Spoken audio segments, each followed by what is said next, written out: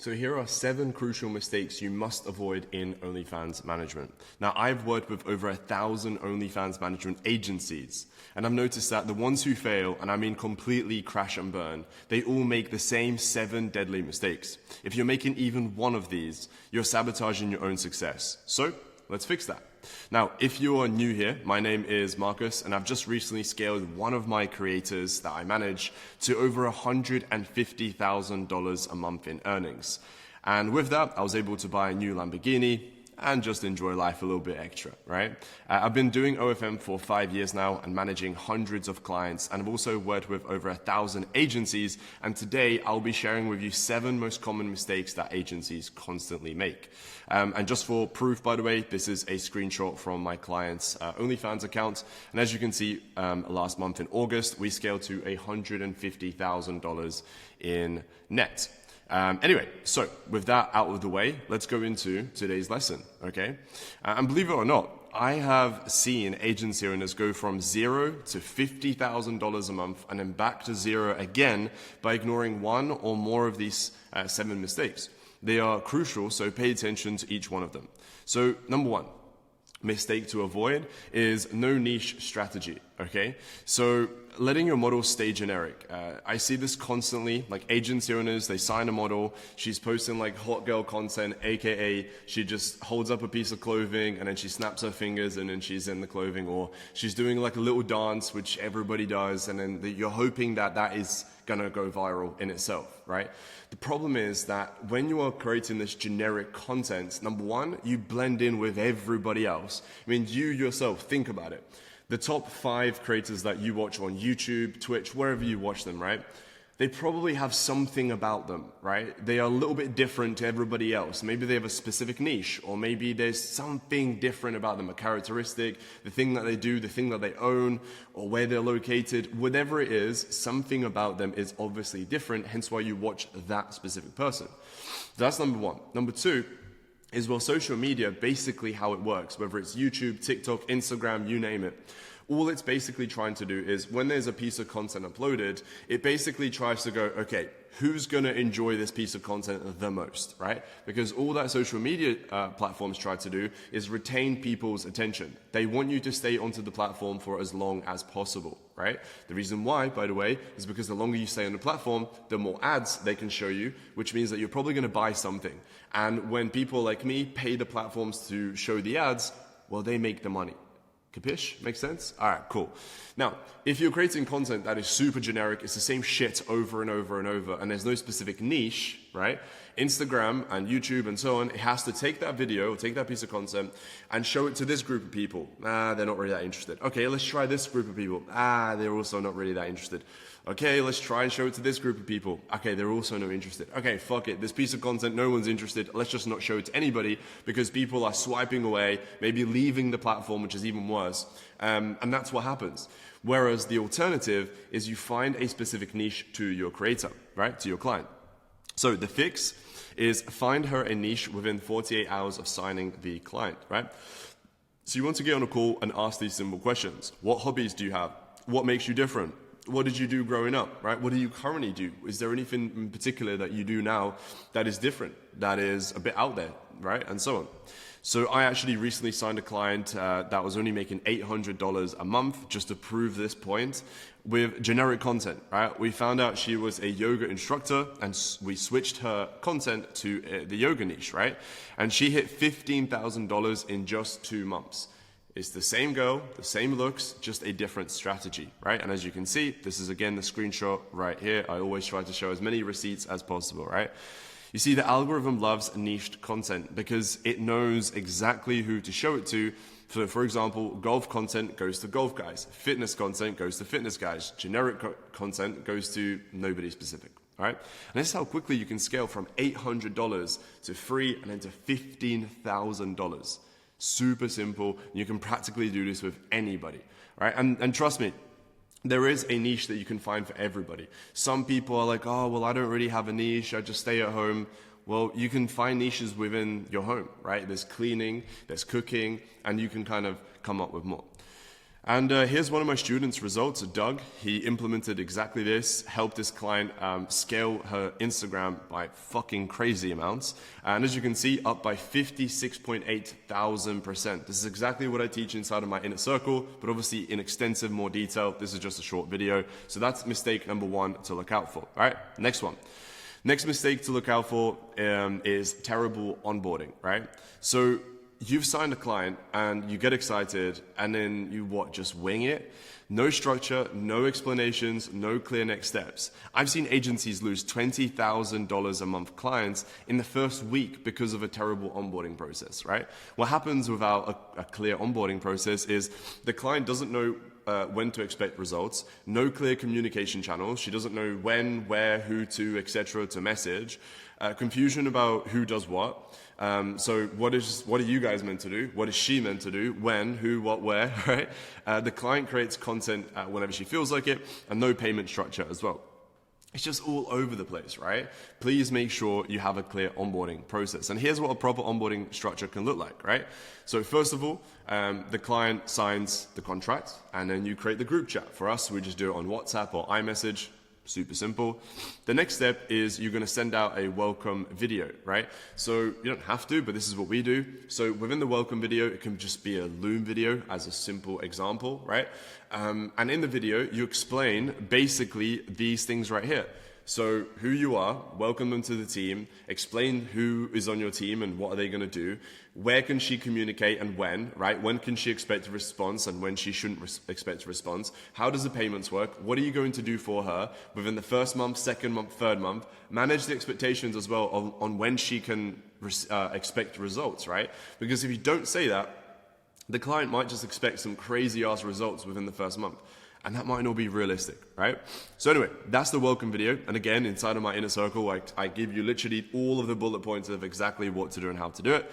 But then once you've done that, you will then link their OnlyFans to your inflow. You will then audit the account, go through everything, the stats, the fans, the spending habits, and the chatting style, the vaults, and everything. Then you want to brief the client and the chatting team before they actually start doing everything. And then, of course, everything begins, both the marketing and the chatting. And then from there on, there's obviously so much more I could go on. But just for the onboarding specifically, that is it, right? Making sure that you have that, because if you don't, you're doing all this hard work of doing the outreach, finally getting a client on a call, and then they leave, right? It's not very good. Okay, next one. Mistake to avoid number 3 is hiring the wrong staff. 80% of your revenue comes from chatting, right? Yet agencies hire the cheapest chatters they can find. I've seen models lose whales because chatters just simply put zero effort into chatting and sound robotic, right? Maybe they have spelling mistakes, or maybe the grammatical errors, or maybe the client never used to use emojis and then now your chatters are using emojis extensively, right? These little things are genuinely crucial because, again, think about it. If she has like 2 whales on the account, right? 2 guys, 2 fans that are spending $5,000 each every month on average. And you've now fucked it up and they both leave. They both unsubscribe. Well, you've just lost an extra $10,000 in monthly revenue. And of course, the client's still going to be happy and then they leave, right? The reality check is your chatter represents a $50,000 a month client, right? For an example, one fuck up can lose a $5,000 a month whale. And bad grammar kills a girlfriend experience and so on. So the fix, ideally hire English first language chatters, test them with a 2-week trial period, pay them well, $3 an hour plus 3% commission minimum to start off with, and then of course you can increase it. Train them on your model's personality, monitor their conversations daily, right? So we have a bunch of systems set up, one of them being a Discord server with all of the chatters, and in there they share their screen. We can, with one click of a button, speak to any of them. We can check in with them, how they're doing, and it's super, super organized. Remember, a good chatter pays for themselves 10 times over, and a bad chatter costs you everything. Again, here's another one of our students' results. And yeah, as you can see right here, he made $38.6 thousand in 1 month, by the way. Just for context, for anybody who's new to OFM, this is in 1 month. So in 1 month, Rain made $38.6 thousand. But the real interesting thing is, from that, he only made $4.2 thousand in subscriptions, and then practically the rest of it was in messages, and then another $4,000 in tips. But again, just to paint the picture here, if his chatting team was shit, right, he would have made 4,200 in subscriptions, assuming the marketing didn't change, and he would have only made about 2, 3, 4, maybe 5,000 in messages. So you see how much he would have lost out if his chatting was absolutely terrible. That is nearly a 1 to 10 ratio. Only 4.2K was made in subscriptions out of the total $38,600 rev, right? Pretty cool stuff. Right, next one is no marketing strategy. So by just posting reels and hoping they go viral, it is not a strategy, it is gambling. Right, oh, fuck it, let's just post and hopefully we figure this shit out. No. Most agencies send random TikTok ideas, copy this dance, recreate this trend, and then they wonder why the growth is inconsistent, right? By just posting random shit at random times, it's not how you're going to go viral. Guess what? Sometimes you're going to get lucky and it will go viral, but it's not very repetitive, right? You can't really repeat that. So the fix, the free platform rule. Instagram, main account plus 2 themed backup accounts at least. TikTok, a niche specific content, 1 video daily plus live streams. Live streams on TikTok work really well. And then Twitter, aka X, you can do comment baiting on viral posts. Just again, the basics just to start off with. As long as you stick with these, plus the first mistake to look out for, which is niched content, or to actually have niched content, plus this, you're onto a winner. And these are the kinds of results that we can generate, right? 53 million, 43 million, 13 million views. It is absolutely crazy. So each platform serves a purpose. Instagram, high quality followers that actually convert. So for us, we see that Instagram is very great at finding great big spending fans. TikTok is just high volume and virality, and then Twitter, you can actually find some pretty big whales, just because on Twitter you find like X-rated content, and a lot of these guys do spend a lot of time on that. So plan content 1 or 2 weeks ahead, batch create, stay consistent. Viral content isn't luck, it's preparation meeting opportunity. The next one is terrible communication, which is crazy, by the way, because you can have the best results, and I genuinely mean this. You can scale a client 10x, all right, maybe 10x, she's probably going to stay, but like 2, 3, 4x, right? You can increase her earnings by that much. And if you are shit at communicating with the client, he or she will still leave. Being impossible to reach is the biggest mistake, right? Your model makes 30K a month, she messages you about an urgent issue, you'll respond 3 days later with, sorry, been busy. Congratulations, you just lost $180,000 a year. That's basically what you fucked up on, right? So the common communication failures, number 1, taking days to respond. Just respond straight away, you fucking numbnut. Like if you just see her message, right? If you are going about your day, maybe it's a Saturday, maybe it's a Sunday, maybe you are out on a date with your girlfriend or whatever, right? I mean, up to you. Do you really want to make a load of money? If no, then fine. You can just be on a date like this. Oh, yeah, babe, right? If you want to make money and the message comes through, you best believe you pick up the phone and just quickly respond, hey, I'm out right now having a dinner. I'll respond later. That's it. That's it. Don't just fucking ignore it, right? Next. No clear communication channels, making clients chase you for updates, not explaining what you're doing behind the scenes, right? Because a lot of people, you might be one of them, you do a lot of things behind the scenes, right? You do actually create loads of accounts, manage loads of social media platforms for them, etc. But if you don't tell the client, he or she will potentially think that you're doing fuck all, right? So always explain to the client what you're actually doing in the behind the scenes, right? So yeah, the fix, hire a relationship manager. Their only job is client communications. So this is typically a female ran role. It's a girl within your company that will speak to all of your other clients, right? WhatsApp group chats with all of the team members, so add everybody in that if you wish. Daily check-ins with each client, weekly performance reports, and monthly strategy calls, right? Communication isn't just customer service, it is client retention. The retention is everything in this business, right?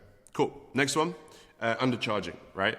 So undercharging for your service, new agencies think that they need to compete on price. Oh, it's only 30% instead of 50%. This is backwards thinking. You're not Walmart, you're not going to compete on price, right? Why undercharging kills you is, well, it attracts low quality clients, devalues the entire industry, leaves no room for team building, and creates unsustainable business model, right? The fix is charge 50%, right? And again, there is time and a place, which I'll talk about that in just a second.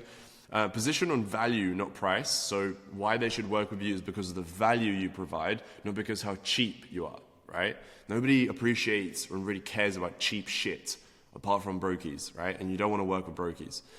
We're selective about who we work with. You can use this kind of terminology. Show results and not discounts. Remember, if you're the cheap option, you're probably not the best option. Price like the professional you are.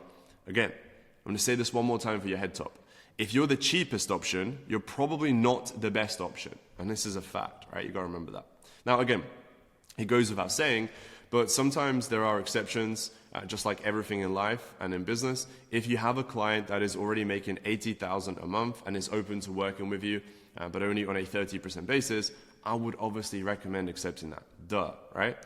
And here's some more of my clients' results. These are agency owners, probably very similar to you, either just getting started or already up and running, and they wanted some extra help. So they joined my inner circle, and then all of a sudden they started signing lots and lots of clients. So for example, Doug signed 3 more clients today. That means he signed 12 clients in 1 month and 4 days. 12 clients in 1 month. You might have had 0 in 2 months, right? So anyway, here's Finn. He signed another 2 clients, already doing $5K a month. He's aiming for $300,000 a month, which is amazing. Again, so many more results, but look, I'm not going to waste your time. You guys get the gist, right? I have tons of student interviews and testimonials on this YouTube channel. You guys can check them out as well. Anyway, the next one is mistakes to avoid is no systems for scaling. So trying to do everything yourself forever. I see agencies stuck at $10,000 a month because the owner won't delegate. They're personally doing all the chatting, all the content ideas, all the client communications, all the marketing, and all of the onboarding himself. You're not building a business, you're literally building a job. Well done, congratulations, you're a glorified 9-to-5er, right? If you're doing it all by yourself. Brother, what the fuck are you doing? When are you going to sleep? When are you going to go and, I don't know, fucking take some girls out on a date or something, right? Like, you're just going to sit here doing everything by yourself. Stop being a weirdo, and you have to delegate. To actually build a business, you must hire competent people and then train them up, right? So the scale system, and again, this is just a rough blueprint, right? Around first 2 months, do everything yourself because you want to learn a business, right? Month 1 and 2, yeah, do it all, but only for month 1 and 2. Then month 3, you want to hire your first chatters. Month 4, hire a marketing virtual assistant. Month 6, hire a relationship manager, and then hire a chatting team manager, and then you work 2 hours a day managing your managers, right? Literally, that's what we do now. I have my morning team call every single Monday to Friday, and I jump on a call with my C-suite, and I just speak to my chatting department, to chatting manager, that is, to my marketing manager, to my client relationship manager, and then my client acquisition manager, right? Boom, that's the whole business, about an hour a day, and everything is done. And then from there on, I just check in with everybody. I make deals. I get new softwares that people don't know about, and and so on and so on. Anyway, each hire should pay for themselves within the first 30 days. If they don't, you hired wrong. The goal isn't to work in your business forever. It is to work on your business, right? And then this is a diagram that I made, which basically done a comparison between what an agency looks like at 0 to 10K a month, right? And then what it looks like from 100 to 300K a month, right? If you would like me to go over this, leave a like on this video. If this video gets 300 likes, I will go ahead and go through all this in extensive detail on exactly who to hire, when to hire them, and how to actually scale and delegate all of that. So if you could, just scroll down. It literally takes 1 second. It's free. Just leave a like on the video. And if this video gets 300 likes, I will go ahead and make this video. So your like actually counts. And then last but not least, a little bonus is just don't fucking give up. Guess what? Don't. Because eventually, if you just carry on and you stick with it, you're going to get results, right? And look at John, again, prime example. He's inside of my community again, inside of my private network. And he started only 4 months ago, and he's now doing $117,000 in 1 month. So again, if you just simply quit, well, you wouldn't be able to do that, right? So anyway, leave a like on this video, and I'll see you on the next one.